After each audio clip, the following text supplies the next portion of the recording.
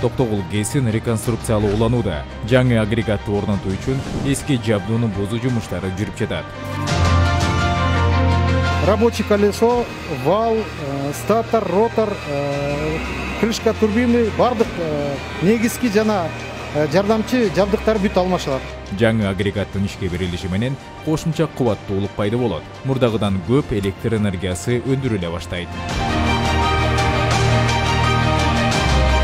300 мегаватт мурун электр энергия чыгарып атса, азыр 360 мегаватт электр энергия чыгарат, бирок суунун сарпталышы жана 300 мегаваттка кандай суу сарпталса, ошондой эле суу сарпталат, бирок 360 мегаватт электр энергия чыгарып берет.